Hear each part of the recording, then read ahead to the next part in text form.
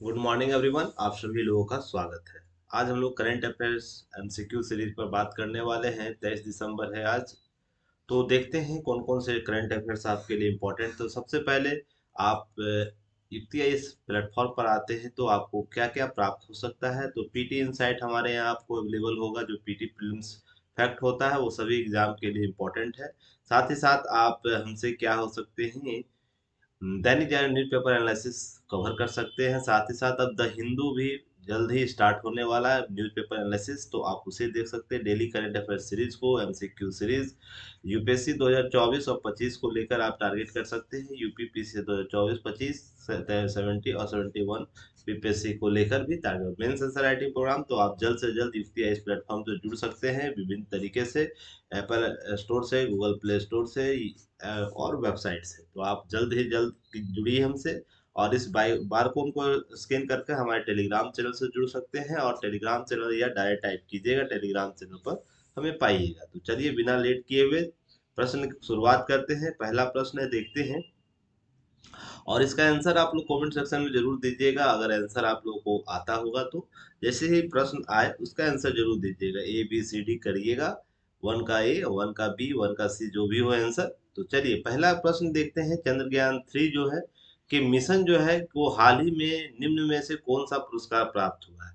देखिए, इसरो द्वारा भेजा गया जो चंद्रयान 3 है, पहले चंद्रयान 1 2 दोनों गया, चंद्रयान 3 जो भेजा गया उसे कौन सा हाल ही में पुरस्कार प्राप्त हुआ है। पहला है ऑप्शन एडिसन पुरस्कार है, लिफ एरिक्सन लूनर पुरस्कार दिया गया है, या विज्ञान रत्न पुरस्कार दिया गया है। उपयुक्त सभी पुरस्कार दिया गया है। हाल ही की बात हो रही है तो इस मंथ की बात होगी या एक दो मंथ पहले की बात होगी, ध्यान रखिएगा।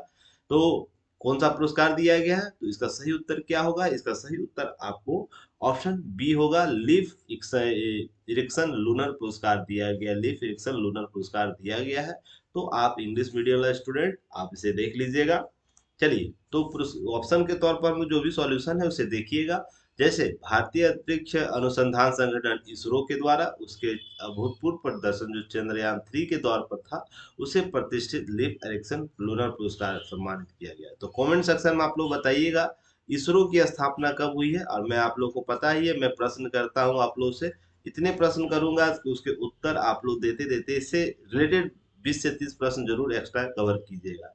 तो चलिए सबसे पहले बताइएगा इसरो की स्थापना कब हुई, इसरो का वर्तमान निदेशक कौन है, और हाल ही में सबसे सबसे नवीनतम उपग्रह किसे लॉन्च किया गया है।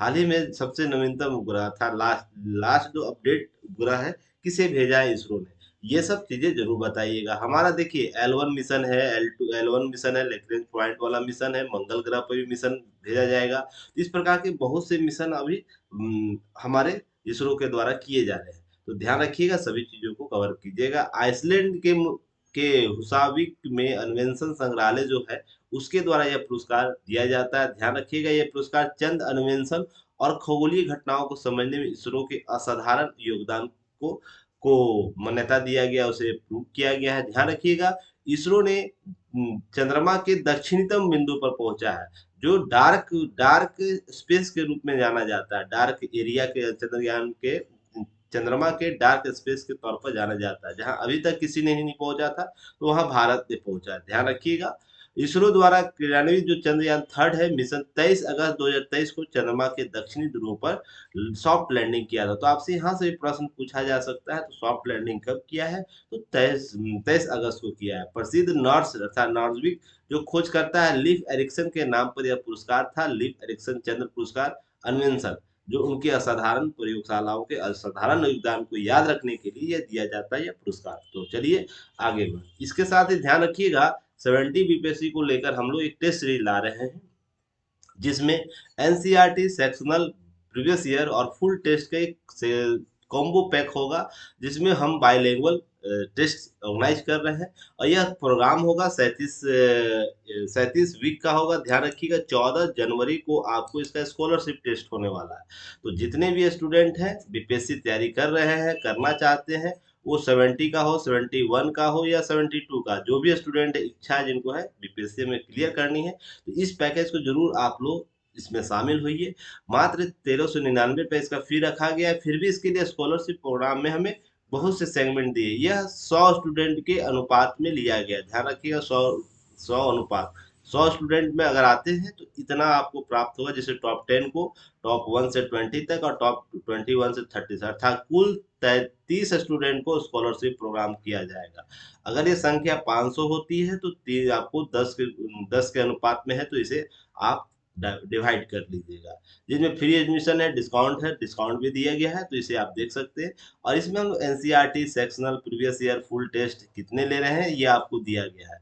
और कुल कितने प्रश्न होंगे, टोटल 5000 अप्रोक्स क्वेश्चन होंगे। और सभी ध्यान रखिएगा, लेटेस्ट जो बीपीएससी एग्जाम लास्ट हुई है उसके पैटर्न पर ही होगा। ध्यान रखिएगा, उस पैटर्न पर होगा। यूपीएससी प्लस हम लोग यूपीपीसीएस मॉडल को अपना के चलेंगे। जो बीपीएससी से कहीं मिलता जुलता है तो हम लोग ध्यान रखेंगे, इस सेगमेंट को लेकर चलेंगे। बहुत बेहतर प्रोग्राम बनाया गया है। ये 14 तारीख को पहला आपको स्कॉलरशिप टेस्ट देना, उसके बाद रेगुलर टेस्ट है। इसके लिए मैंने एक वीडियो बना रखा है, आप उस वीडियो को जरूर जाके देखिएगा। और इस जो भी कांटेक्ट हो दिए गए नंबर से कांटेक्ट करके अपने समस्याओं का समाधान ढूंढ सकते हैं। तो चलिए दूसरा नंबर प्रश्न हम देखते हैं। कि देखिए, प्रश्न आप देखिए और तुरंत उसका उत्तर देने का प्रयास कीजिएगा, क्योंकि आप एक्टिव मोड में काम करिएगा। तो दूसरा प्रश्न है, उड़ीसा सरकार ने पहली बार विश्व उड़ीसा भाषा सम्मेलन आयोजित करने के लिए योजना की घोषणा कब की है? कब यह चाह रही है उड़ीसा सरकार कि हम विश्व उड़ीसा भाषा सम्मेलन आयोजित करेंगे? क्या जनवरी 2024 में, फरवरी 2024 में, मार्च 2024 में, अप्रैल 2024 में? ध्यान रखिए, अभी डेट नहीं आया है, इसलिए डेट नहीं दिया गया, पर मंथ आ गया है, ईयर आ गया है। तो 24 ही अगले वर्ष में होगा, तो कब होगा? तो यह जनवरी 2024 में आपको आयोजित किया जाएगा, या फरवरी आपको आयोजित किया जाएगा, मार्च में या अप्रैल में? तो सही उत्तर क्या होगा? फरवरी 2024 में यह आयोजित किया जाएगा। तो ध्यान रखने की बात है कि उड़ीसा सरकार के द्वारा यह प्रोग्राम कराया जाएगा। तो यह फरवरी 2024 में उड़ीसा सरकार के द्वारा पहली बार, ध्यान रखिएगा ये फर्स्ट होगा, इसलिए इम्पोर्टेंट हो जाता है। इम्पोर्टेंट हो जाता है क्योंकि कभी भी किसी राज्य के द्वारा कोई योजना चलाई जाती है, कोई कार्यक्रम होता है, या वो फर्स्ट हो या विश्व में फर्स्ट हो, तो वो प्रश्न के दायरे में आ जाता है। तो ध्यान रखिएगा, पहली बार विश्व उड़ीसा भाषा सम्मेलन आयोजित किया जाएगा, जिसका मुख्य उद्देश्य होगा 3 दिवसीय आयोजन होगा। सबसे इम्पोर्टेंट तो आपको याद यह भी रखना है, 3 दिन का होगा, जिसमें शोधकर्ताओं को साथ साथ राष्ट्रीय और अंतर्राष्ट्रीय भाषा विशेषज्ञों को आमंत्रित किया जाएगा। कुल मिलाकर बात यह होगी कि उड़िया भाषा को या उड़ीसा भाषा को जो है कैसे इसका विकसित रूप लाया जा सके, उसे कैसे जनसाधारण तक पहुंचाया जा सके, उसके जो भी ग्रंथ या तो जो भी उसके लिए लिटरेचर लिखे गए उसको वैश्विक पटल पर लाना, राष्ट्रीय पटल पर लाना, इसका मुख्य उद्देश्य है। क्लियर है? तो चलिए तीसरा नंबर प्रश्न दीजिएगा, बहुत इंपॉर्टेंट प्रश्न है, इसे वीवीआई श्रेणी में रखिएगा आप लोग। कि झारखंड में स्थानीय निवास विधेयक को मंजूरी दे दी गई है, जिसमें बहुत से विवाद हुए थे। इसमें भूमि रिकॉर्ड्स प्रमाण के लिए कट ऑफ वर्ष कब रखा गया, अर्थात कट ऑफ डेट जिसे हम लोग बोलते हैं, कट ऑफ डेट कब रखा गया है? तो ध्यान रखिएगा, ऑप्शन है 1932, 1936, 1947, 2000। तो सही उत्तर क्या है, उत्तर देने का प्रयास कीजिएगा। और यह बहुत ही हाल में चर्चा में रहा है, क्योंकि स्थानीय नीति को लागू करने के लिए वहां पर जो भी झारखंड वासी है, ध्यान रखिएगा झारखंड वासी वो अपने आंदोलन के क्रम में थे, तो इसलिए इम्पोर्टेंट चर्चा में रहेगा। तो यह ध्यान रखिएगा, 1932 में यह 32 कट ऑफ डेट रखा गया। 1932 का खतियान जिनके पास होगा वहीं वहां के मूल स्थानीय निवासी कहलाएंगे। तो ध्यान रखिएगा, राज्यपाल अभी कौन है? सीपी राधाकृष्णन द्वारा उठाए गए पहले के विरोध और असंवैधानिक चिंताओं के बावजूद झारखंड विधानसभा ने पुनः विचार के बाद झारखंड के स्थानीय निवासी विधेयक को मंजूरी दी गई। इसका अर्थात है पूर्ण विचार, कहा गया कि एक बार पहले बिल जा चुका होगा, जिसमें राज्यपाल ने पूर्ण विचार बोला होगा, पूर्ण विचार आप कीजिए, फिर से विधेयक को लाइए। फिर विचार करने के बाद यह बिल पास हो गया झारखंड विधानसभा से। ध्यान रखिएगा, स्थानीय निवासी के परिभाषित करने के लिए मुख्यमंत्री हेमंत सोरेन के द्वारा लाया गया विधेयक भूमि रिकॉर्ड्स प्रमाण के लिए कट ऑफ वर्ष जो है के रूप में 1932 को स्थापना करता है। अर्थात 1932 के जिन व्यक्तियों के नाम पर पूर्वजों के नाम 1932 या उससे पहले के सर्वेक्षण में दिखाई देंगे, उन्हें स्थानीय माना जाएगा। अर्थात अब कहने का अर्थ है 1932 के बाद जिनके खतियान होंगे वो वहां के स्थानीय निवासी नहीं होंगे। यह सिंपल सा संदर्भ में समझिएगा। अब है कि ध्यान रखिएगा, अनुच्छेद 200 के तहत इस विधेयक को मंजूरी के लिए राष्ट्रपति द्रौपदी मुर्मू के भेजा गया है, जिसका उद्देश्य न्यायिक समीक्षा से बचने के लिए इसे संविधान के 9वीं अनुसूची में शामिल करना। तो ध्यान रखिएगा, 9वीं अनुसूची ये वह बिल होता है जिस पर न्यायिक समीक्षा नहीं हो सकता है। ध्यान रखिएगा, ऐसी बातें की जाती है, पर न्यायिक सर्वेक्षण का संदर्भ इतना व्यापक है कि उसके विषय को जरूर आपको विषय को जरूर इसे न्यायिक सर्वेक्षण में लाया जा सकता है। तो इसको लेकर ध्यान रखिएगा। अनुच्छेद 200, यह अनुच्छेद इसलिए कि राज्यपाल को यह क्षेत्राधिकार देता है कि अनुच्छेद 200 के तहत वो किसी भी विधेयक को राष्ट्रपति के लिए अनुसरित कर सकता है। तो विधेयक की श्रेणी है, मैंने पॉलिटी क्लास में ये बताया है कि 200 का अनुच्छेद की सीमा क्या है, और 201 के तहत, अनुच्छेद 201 के तहत राष्ट्रपति किसी राज्य के राज्यपाल के द्वारा भेजे गए या अनुसूचित किए गए विधेयक पर कैसे वो निर्णय ले सकता है। इसके लिए आप लोग को पॉलिटी की क्लास जाके देख लीजिएगा, बहुत लंबा विस्तृत है, 1 घंटे का क्लास है वो। तो ध्यान रखिएगा। चौथा नंबर प्रश्न बात करेंगे, और कमेंट सेक्शन में आंसर जरूर लिखिए आप लोग, जिससे पता चलेगा एक्टिव स्टूडेंटों की संख्या क्या है, कितने एक्टिव। और रेगुलर अभी हम लोग इजी टू मॉडरेट करेंगे, फिर इसके बाद हम लोग हार्ड हार्ड प्रश्नों को भी लेंगे, जो यूपीएससी और नए प्रश्न पैटर्न के अनुसार बीपीएससी यूपीपीसीएस जो होते हैं, हम उसको भी कवर करेंगे। फिलहाल आसान आसान प्रश्नों को हम कवर करते हैं। तीसरा नंबर प्रश्न है, निम्नलिखित में से किस दिन राष्ट्रीय गणित दिवस मनाया जाता है? नेशनल मैथमेटिक्स डे कब मनाया जाता है? तो यह बहुत इंपॉर्टेंट है। 21 दिसंबर है, 22 दिसंबर है, 23 दिसंबर है, 24 दिसंबर है। तो सही उत्तर बताइएगा, कहीं कब मनाया जाता है? तो 22 दिसंबर कल के दिन मनाया गया। कब मनाया जाता है? 22 दिसंबर को रामानुजा के जन्म दिवस पर मनाया जाता है। और इसके लिए आप लोगों को पता ही होगा कि प्रतिवर्ष 22 सितंबर को यह दिवस मनाया जाता है। 26 फरवरी 2012 को, ध्यान रखिएगा, डॉक्टर मनमोहन सिंह के द्वारा गणितज्ञ श्रीनिवास जो निवास रामानुजन की स्मृति में यह दिवस मनाया जाता है। गणितज्ञ थे श्रीनिवास रामानुजन, जो भारत को वैश्विक पटल पर गणित के संदर्भ में रेखांकित करते हैं, उनकी पहचान बनवाते हैं। तो ध्यान रखिए, 26 फरवरी आपको याद रखना डेट, 2012 से यह दिवस मनाया जा रहा है। रामानुज का जन्म 22 दिसंबर 1887 में मद्रास के प्रेसिडेंसी इरोड में हुआ था। याद रखिएगा, इरोड में जो मद्रास का प्रेसिडेंसी हुआ करता था, मद्रास प्रेसिडेंसी का एक क्षेत्र था इरोड, वहां हुआ था। इनका निधन 6 अप्रैल 1920 में हुआ था। तो आजादी से पहले इनकी मृत्यु हो गई थी। उन्होंने कुछ गणितीय सिद्धांत दिए, जिसका बोलबाला अभी तक चलता है। लैंडो रामानुजन स्थिरांक एक दिया गया था, रामानुजन सोल्डर स्थिरांक, रामानुज सीटा फार्मा दिया गया था, रोजस रामानुजन दस्तक दिया गया था, रामानुजन अभाज्य दिया था, रामानुजन योग दिया था। इस प्रकार के बहुत से थ्योरी उनके दिए गए थे, जो गणितज्ञ है उनको पता है। पर हम लोग ओवरऑल स्टूडेंट होते हैं, तो इतना डीपली नहीं जाना है। कुछ चीजों को ध्यान रखना, कुछ इस तरह उनके द्वारा सिद्धांत दिया गया था जिनकी जानकारी आप लोगों को होनी चाहिए।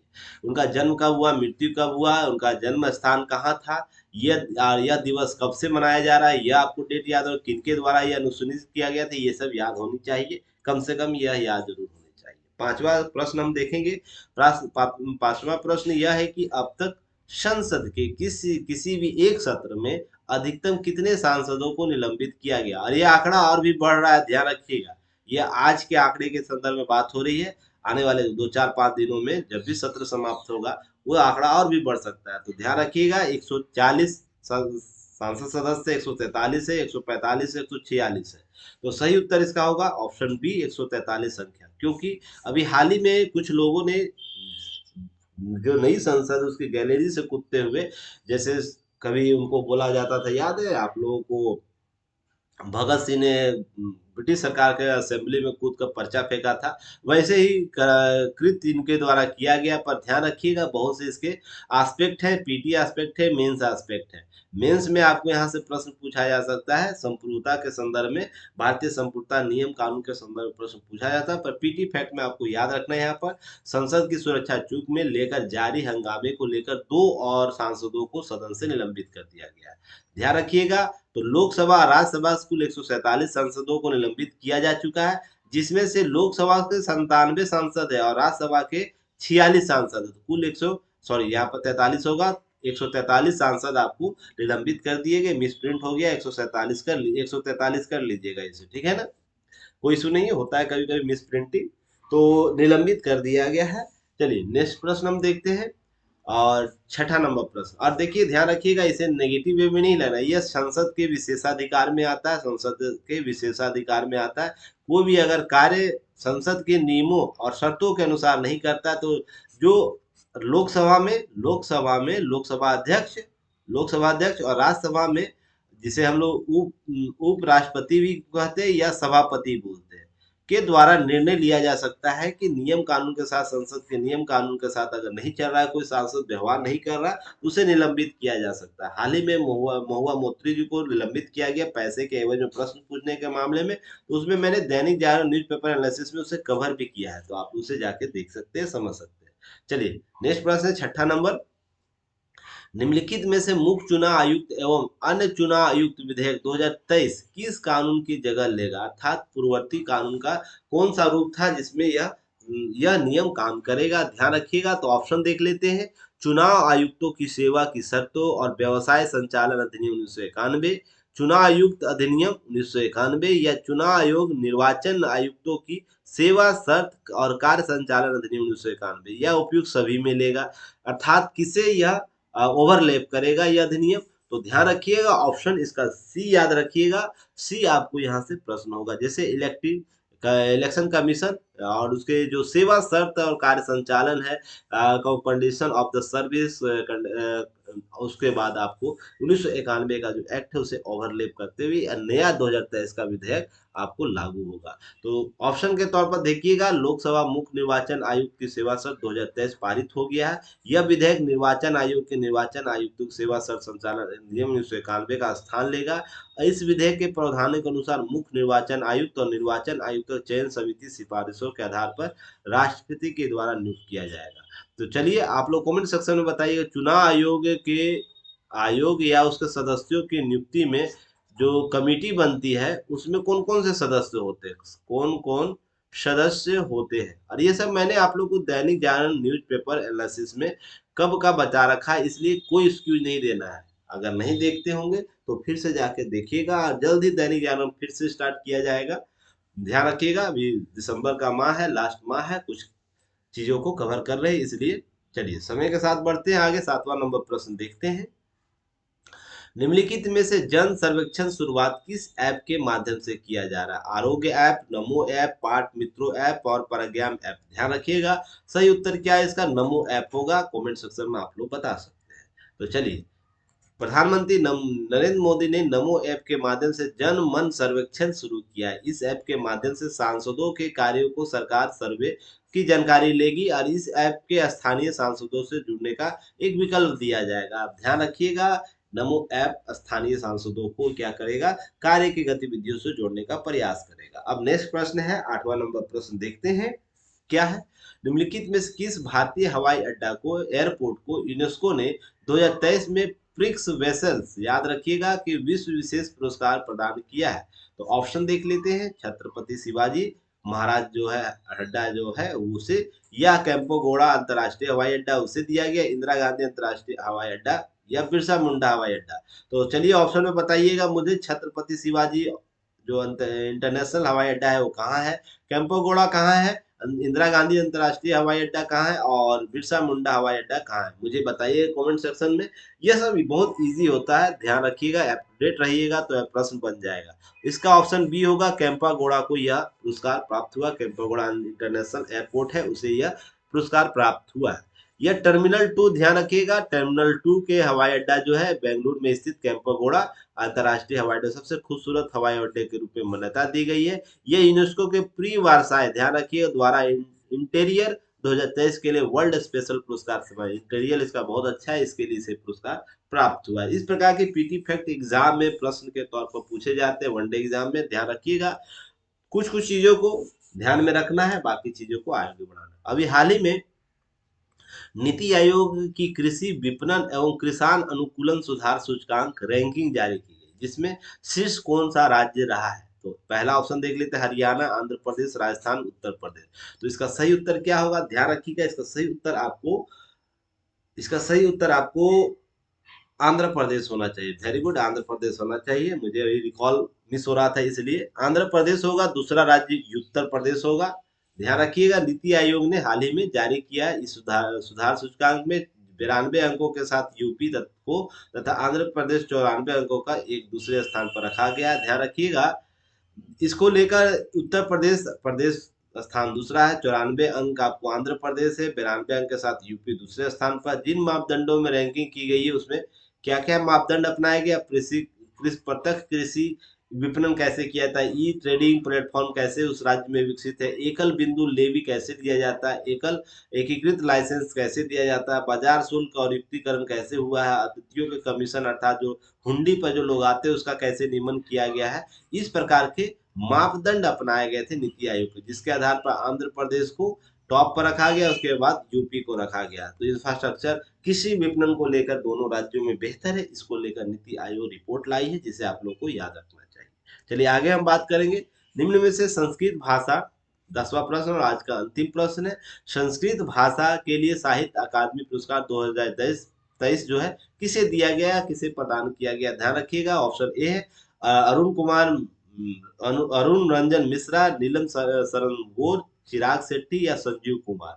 किसे दिया गया, तो सही उत्तर होगा अरुण रंजन मिश्रा को यह पुरस्कार दिया गया। 2023 का साहित्य अकादमी पुरस्कार हाल ही में जारी किया गया है, इसे देखते हम लोग हैं। तो ध्यान रखिएगा, रंजन मिश्रा संस्कृत भाषा के लिए साहित्य पुरस्कार दिया गया। वर्ष 2023 में साहित्य अकादमी पुरस्कार की घोषणा कर दी गई है, जिसमें चुने गए साहित्यों में से 9 कविता संग्रह है। ध्यान रखिएगा, श्रेणी में कविता संग्रह श्रेणी में 9 लोगों को दिया गया, उपन्यास श्रेणी में 6 लोगों को, कहानी संग्रह में 5 लोगों को और निबंध में 3 लोगों को और एक आलोचना श्रेणी में दिया गया। तो इस प्रकार से प्रश्न आपके पूछे जा सकते हैं, तो उसे ध्यान रखिएगा। इस सीरीज को 9 कविता संग्रह में, 6 उपन्यास श्रेणी में, 5 कहानी संग्रह में, 3 निबंध श्रेणी में, 1 आलोचना श्रेणी में, 24 भाषाओं में यह पुरस्कार दिया जाता है। जूरी सदस्यों के द्वारा इसे नोमिनेट किया। अगर इसे पुरस्कार मिलते तो तांबे की पत्रिका दी जाती है, पट्टिका, 1 शॉल और 1 लाख रुपए के पुरस्कार दिए जाते हैं। देखिए पुरस्कार की राशि बहुत कम है, पर इससे बहुत ही आपको ब्रॉड मार्केट मिल जाता है, लोगों को जो साहित्यकार करते हैं उसको लोगों को जानने का अवसर मिल जाता है, राष्ट्रीय स्तर पर उसे पुरस्कार दिया जाता है। ध्यान रखिए, यह पुरस्कार 12 मार्च 2024 को समारोह में दिया जाएगा, राष्ट्रपति माननीय राष्ट्रपति के द्वारा दिया जाता है। ध्यान रखिएगा 12 मार्च 2024 को। अब 12 मार्च 1954 को स्थापित, ध्यान रखिए, साहित्य अकादमी केंद्रीय संस्कृति मंत्रालय के तहत एक स्वायत्त निकाय है। तो किसके अंदर जो साहित्य अकादमी पुरस्कार है वो आपको केंद्रीय संस्कृति मंत्रालय के तहत एक स्वायत्त निकाय है। 12 मार्च 1954 में इसकी स्थापना हुई थी। आप देखिए साहित्य श्रेणी में नाम रखिए, कुछ चीजों को जानना जरूरी है। साहित्य अकादमी पुरस्कार जो है उसे कविता और लेखक उसकी कविता संग्रह के लिए दिया गया है। देखिएगा, डोगरी के लिए विजय शर्मा को दौन सिंह एक सिर के तौर पर। तो कुछ नाम अपने अपने देख लीजिएगा जो प्रश्न में पूछा जाता है। ध्यान रखिएगा, जो मैं टिक कर दूं उसे जरूर देखिएगा एक बार। कम से कम आप मणिपुर को जरूर देख लीजिएगा, हाल ही में चर्चा रहा मणिपुरी, तो इसलिए आप इसे ध्यान रखिएगा। फिर उसके बाद सिंधी याद रखिएगा, संस्कृत याद रखिएगा। हालांकि मैंने सभी सीरीज को दे दिया है, पर फिलहाल आप इसे जरूर याद रखिएगा। अरुण रंजन मिश्र को शून्य मेघानम के लिए संस्कृत का साहित्य पुरस्कार दिया गया। विनोद आसुदानी को सिंधी के लिए दिया गया है। तो इस प्रकार से सीरीज आप देखिएगा। उपन्यास के श्रेणी में बांग्ला में दिया गया है, मराठी में, तमिल में, इस प्रकार से और भी सीरीज है। तो आने वाले समय में आप चलिए फिर कल मिलेंगे, 24 दिसंबर को कल मिलते हैं नए एमसीक्यू सीरीज में। उससे पहले आप लोग पीटी इनसाइड जाके देखिएगा। पीटी इनसाइड सीरीज जो प्रीलिम्स के लिए पूर्णतः है, मैंने पीडीएफ भी ग्रुप में शेयर किया है। और इस एमसीक्यू पीडीएफ जो है आप लोग को बिल्कुल फ्री मिलेगा। कहाँ मिलेगा? टेलीग्राम चैनल पर। टेलीग्राम चैनल या तो इस लिंक से जुड़ सकते हैं, या तो टेलीग्राम चैनल पर जाके आपको क्या करना है, टेलीग्राम पर युक्ति आईएएस टाइप करना है। आप हमें वहाँ इस लोगों के साथ देखिएगा, आप वो चैनल ज्वाइन कर सकते हैं और चीज़ों को समय के साथ कवर कीजिए। हमारे स्तर पर तीनों स्तर पर तैयारी की जाती है, पीटी लेवल पर भी, मेंस लेवल पर भी और इंटरव्यू लेवल पर भी। तो ध्यान रखिएगा, हम पीटी और मेंस को एक साथ लेकर चलते हैं और इंटरव्यू को फिर हम अलग करते हैं। पर जब हम दैनिक जागरण न्यूज़पेपर एनालिसिस जब करते हैं तो ध्यान रखिएगा, हम तीनों स्तर पर पीटी मेंस और इंटरव्यू के टॉपिक एक साथ कवर करते हैं। ऐसे ही आपको द हिंदू का भी पेपर जल्द से जल्द कवर किया जाएगा। तो चलिए फिर हम कल मिलते हैं। कोई भी क्वेरी हो, नए जो टेस्ट सीरीज आरंभ हो रहे हैं, तो दिए गए नंबर से कांटेक्ट कीजिएगा और वेबसाइट पर विजिट कर सकते हैं www.uktis.in पर। वो सारे चीज आप देख सकते हैं। ऐप आप डिस्क्रिप्शन बॉक्स में दिए गए लिंक से प्राप्त कर सकते हैं। तो चलिए कल फिर मिलते हैं, जब तक के लिए धन्यवाद। जय हिंद।